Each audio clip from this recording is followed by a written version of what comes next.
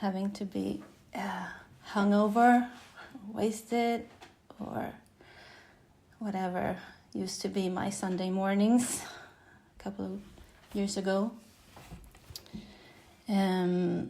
I would like to start off, if you don't mind, by praying this third step prayer. And I will pray it in Swedish, but you can follow by heart if you want.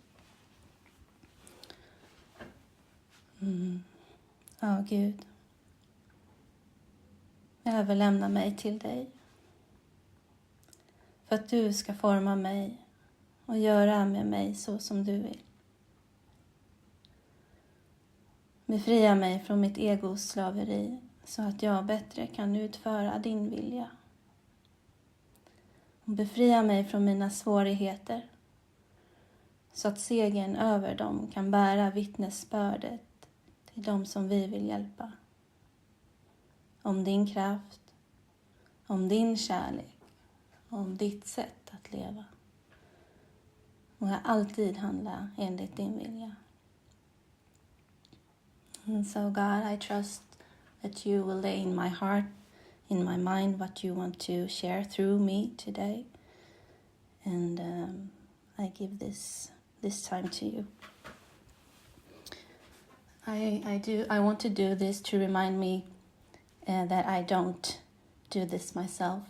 I'm only a vessel of my experience.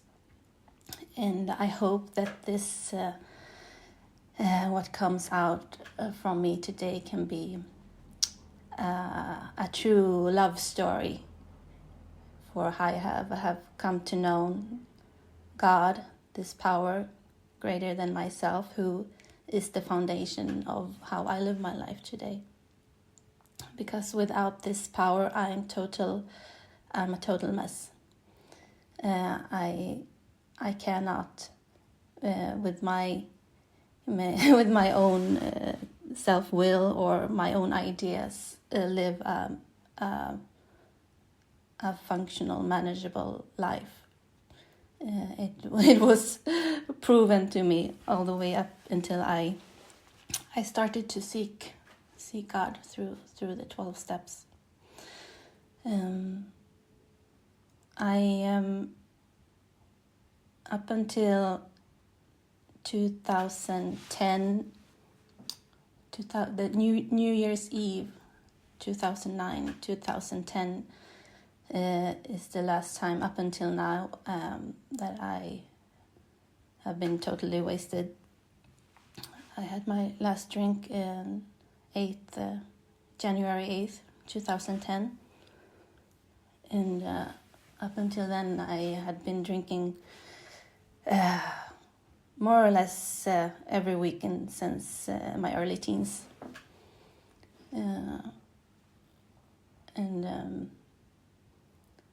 I was born into a family who has this family disease, parents who are ill as well, and both my sisters have developed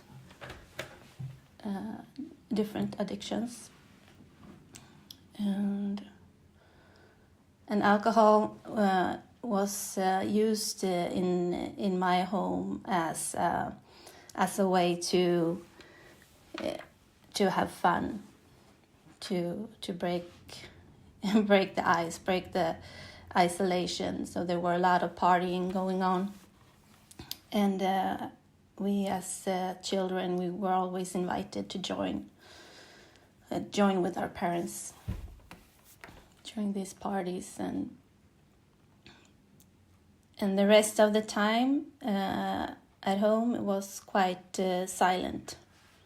It was a very silent home. My strategy to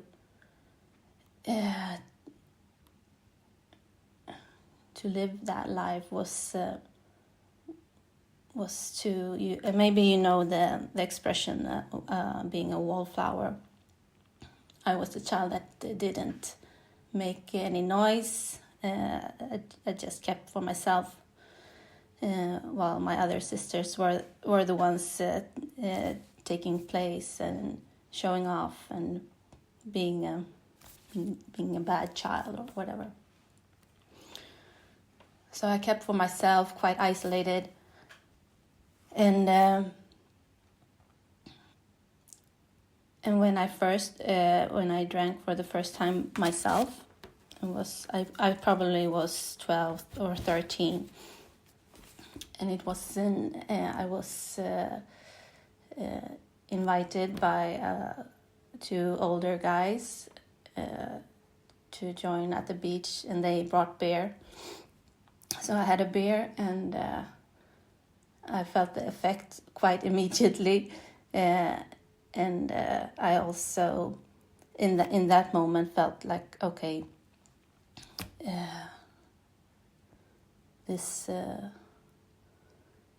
I felt nauseous, so it was not like this immediate falling in love feeling with alcohol, but I felt that I could step out of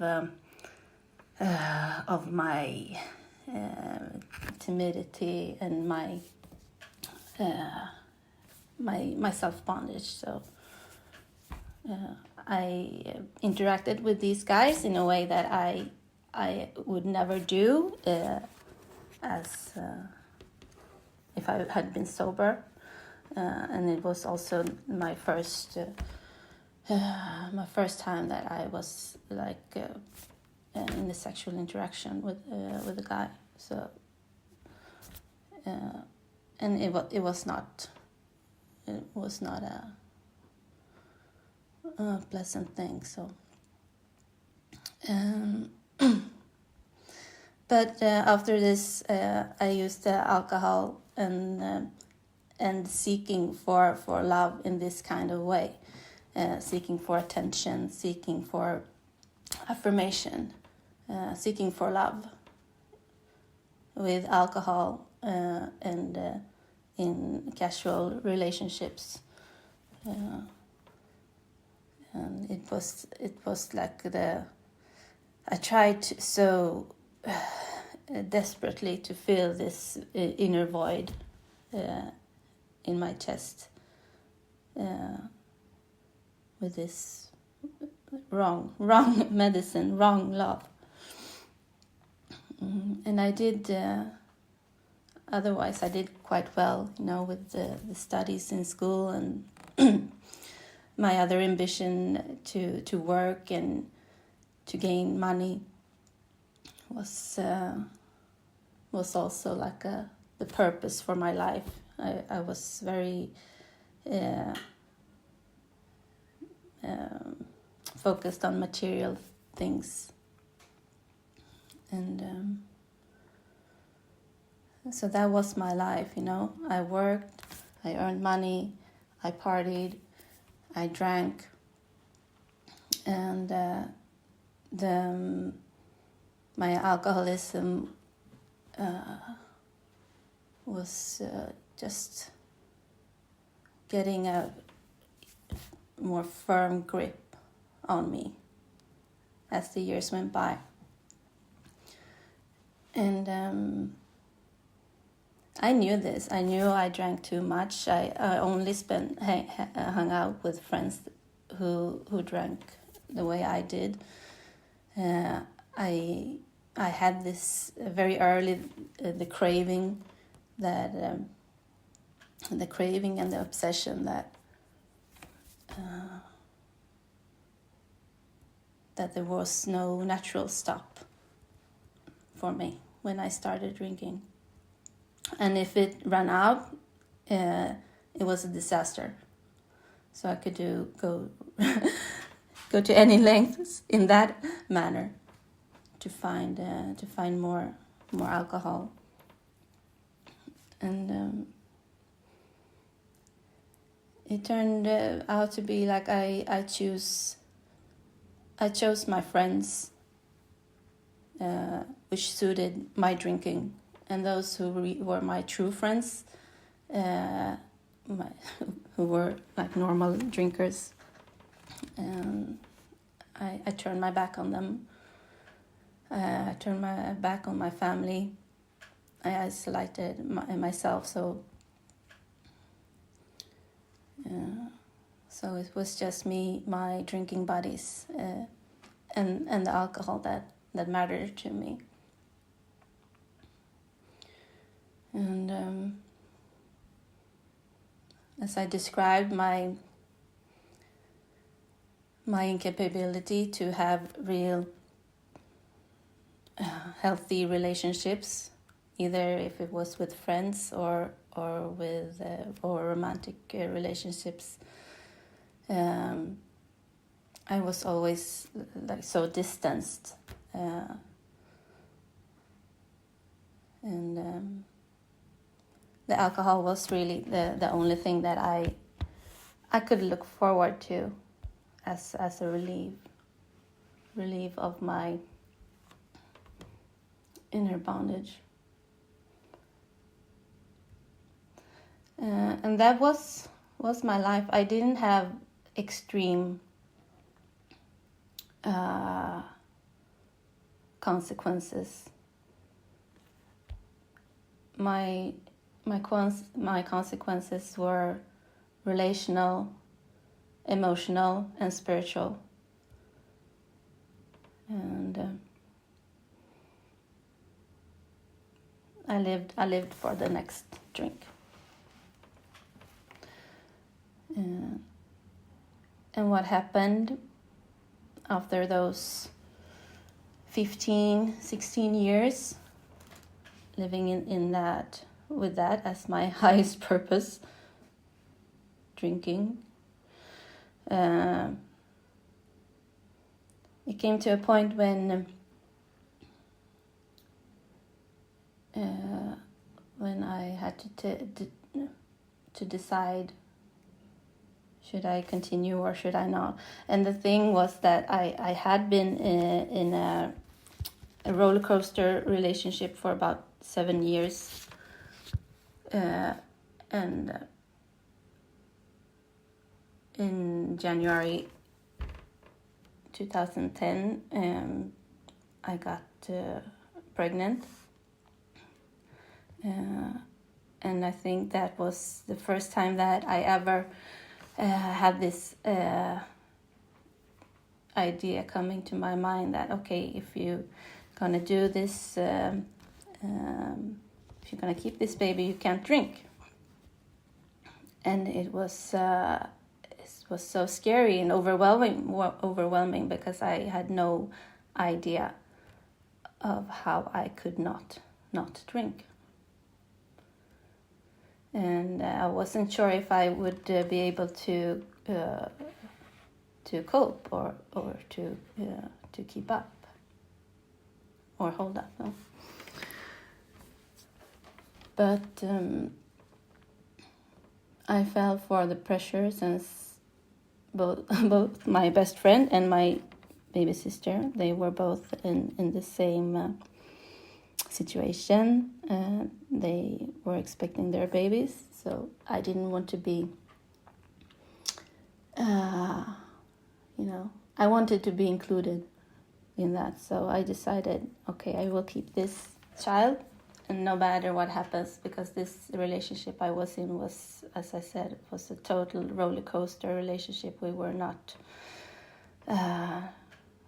suitable for each other. Both very sick. So I got help actually quite early from the healthcare, and my decision to hold up from the alcohol was only temporary. I had no ambition to quit drinking altogether. It was only at that moment. And I got help from the healthcare, and I had to fill in a form of my drinking habits, from which they could see that I was way over the normal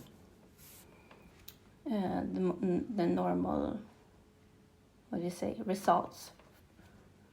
I think if I recall it right, they said, okay, a normal score on this form would be like 4 points, and you have 16, and I hadn't been even in that 100% honest, but obviously honest enough for them to notice this. So they asked me, okay, Helen, do you want to speak to someone, a therapist who is who knows more about this, drugs and alcohol? And I said, okay, sure. I was open to that, to speak to them, okay, maybe 1-2 times, and then it will be fine, right? Then it will be enough. And in that first conversation with them, with this therapist, I did the whole blame game on the entire world around me, on my parents, my work, my partner, all my circumstances, and told her about all their problems, which was my problem. So totally unable to see my own problems. And they actually, after a while, was prepared to let me go because I wasn't open, I wasn't honest. And finally, like this last session I had with them, then I was like totally torn on the inside. I had my baby, and I felt like the relationship I was in was totally falling apart. I felt no support with my decision to stay sober, at least for a little while longer. So I cracked, and then that was like the first time ever I really was honest with someone, and it opened up for them to actually help me for real. So that was like my start on this journey, that I was honest with another human being. So I do understand why honesty is so essential for living a sober life. It's not impossible for me any longer to be dishonest or to lie, because I can't. It's like I get an allergic reaction inside, and so I can't be dishonest. And after a time,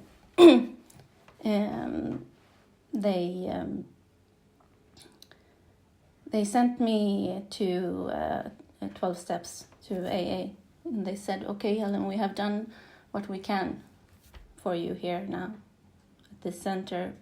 Now you have to continue your sober journey with the fellowship. And so I had been to a few meetings. And the first meeting is still very, very dear to my heart. It was like finding my pack, finding my true place here on earth. It's the family I had always longed for, and I felt more at home there than I did at my parents' place.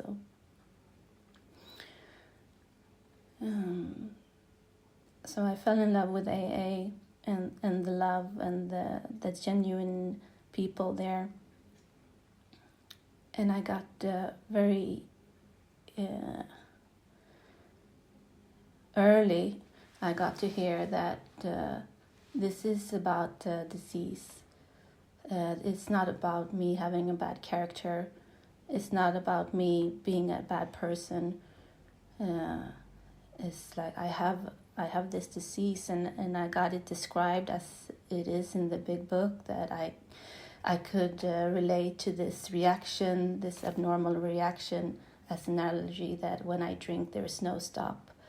and I could relate to this spiritual melody that I'm totally empty on the inside. Like I constantly live in this old resentments and fears.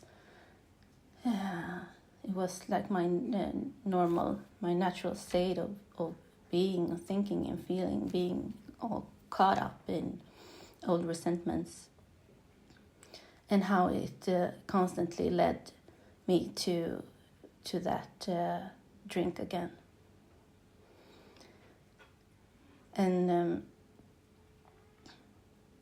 to be in that kind of meeting, like the first step meeting, where the disease was explained in that kind of way. I went there for week after week after week, and I got more and more insights how this applied to my life and had applied to my life from a very, very early years. And the meetings were lovely.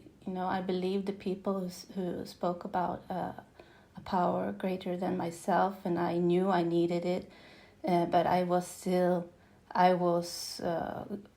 sober on, white knuckles.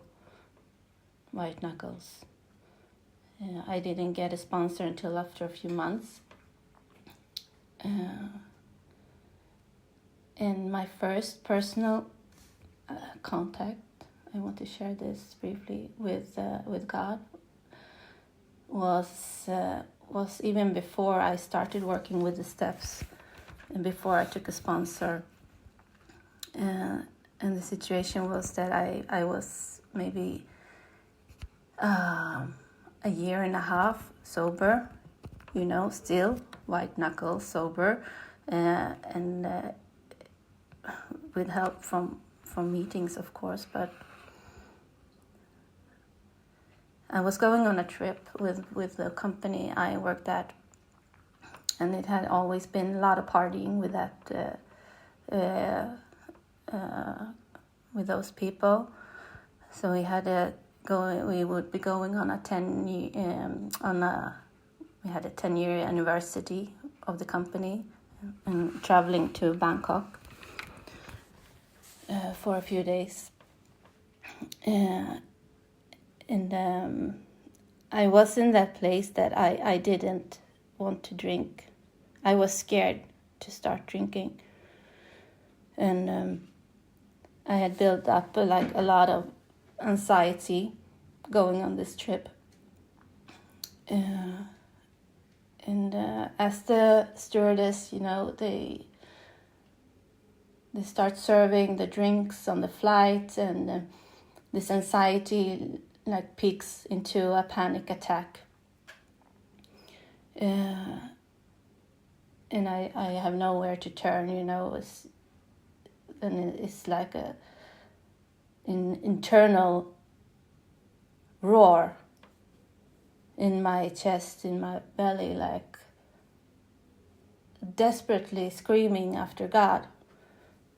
So I got this inner voice, God, where are you? I need you now. Now I need you. And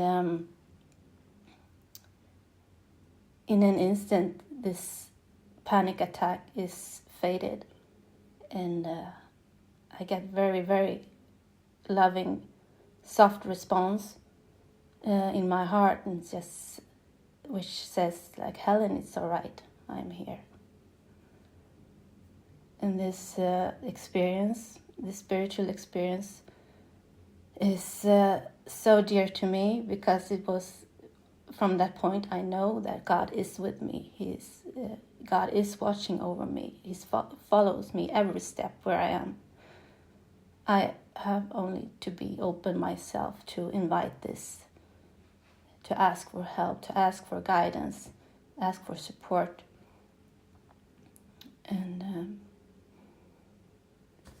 And after this experience, I was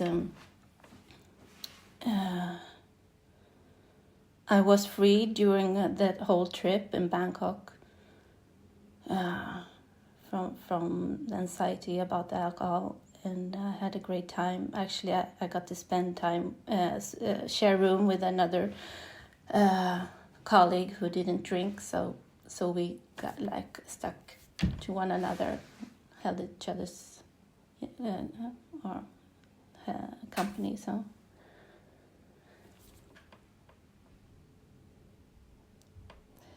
but that didn't that saved me then, that moment, that time, but eventually still the obsession, was chasing me.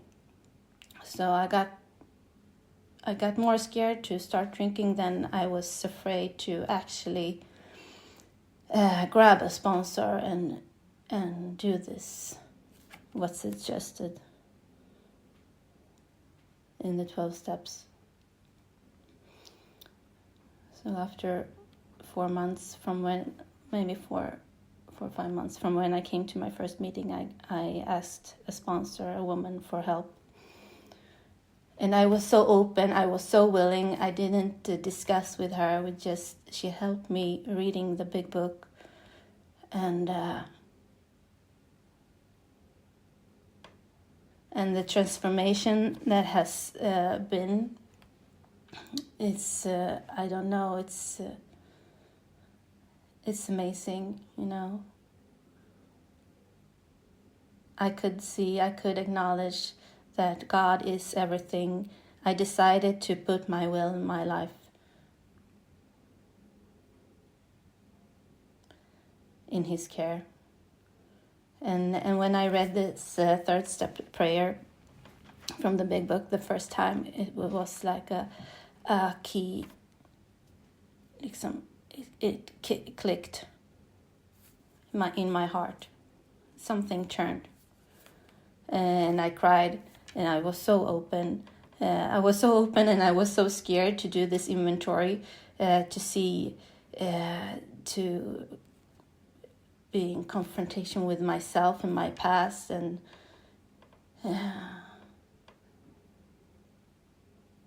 but when I started writing, it was like a flood. It just poured out my heart, writing the lists. And when I was done, and I was to share this with my sponsor in the fifth step,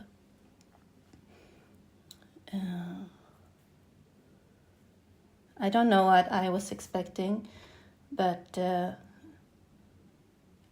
I just read what I had written.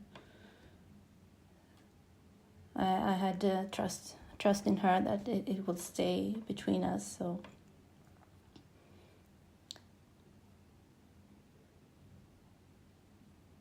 but I didn't feel completely free afterwards, and I know why that is, because I still hadn't shared those maybe 1 or 2 things that was my most disgusting moments, or my most disgusting resentments.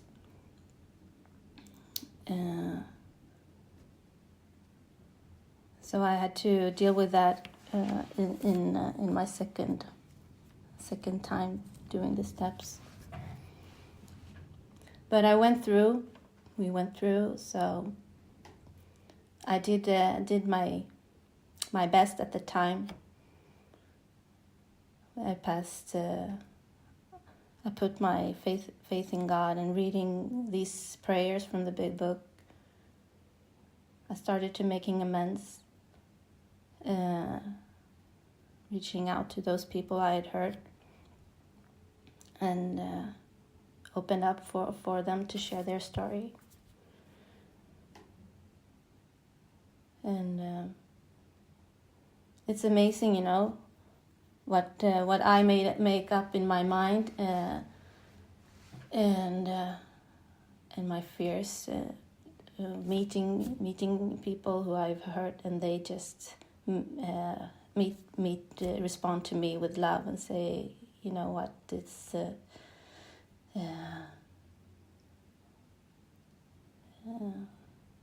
This is not a problem for me, they say, I'm happy you have found your new way of living. And so much love.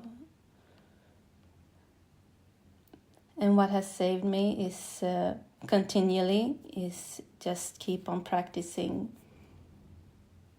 this daily inventory in the 10th step, the 11th step, and the 12th step. And I can say, this was the first time I made the steps was, 10 years ago, probably. And the second time I did it, I felt this total freedom when I had let go of those, those nasty things that I had kept to myself. And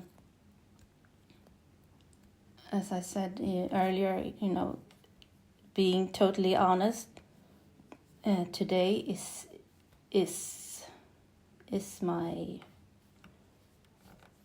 my safety net for not going back into spiritual illness again. To take this seriously daily and to clear out immediately when I'm stuck in something or I'm stuck in fears and I don't know how many times I've been saved, like just being open to share my story, to have sponsees during these years. I feel so blessed and entrusted by God to having sponsees continually and walking through the steps with them and to focus on someone else's issues and trying to encourage them to seek God, to seek a solution for that. And because I seldom have all the answers, I can only share my experience. I have to point to God as their solution. And I'm so glad that was the approach of my sponsor, that they never try to, be my advisor or so. It was just, okay, you have to seek God. He has the answer. And they could share their experiences with me and relate. But I have to find my answers in God. And I put my alcoholism totally in God's hands. And I've practiced the steps in all my affairs, I'd say. After this, I had so many other issues to deal with, shopping, money, relationships, work, you name it. So I made a total transformation within all these areas. I got burned out a few years ago because I worked life out of me, basically. And it was a disaster for me to get this, exhaustion syndrome where I couldn't step out of bed. I felt useless, totally useless. For my son, for my friends, for my coworkers, my family, for everyone. But with help, still, from the fellowship, in just keeping, I stayed on the path. I kept doing what had helped me up until then. And I just keep on. I press on with my prayers, with my meditations, with my meetings, being at service.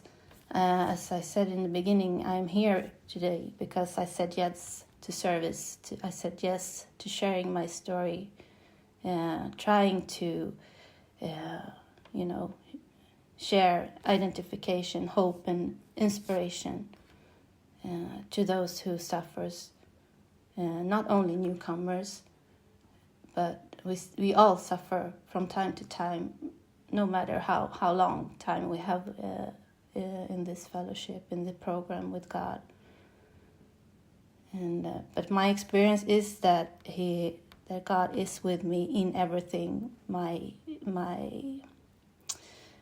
happy days, my sad days. I know He is everything. And there's nothing He cannot do.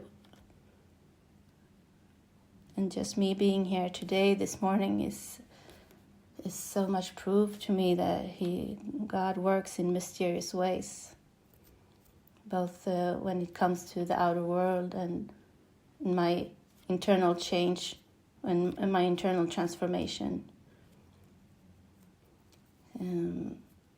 And this is the most beautiful thing I have to share with any other human being, is about God's love for me, love for my life. And He's constantly peeling me, purifying me.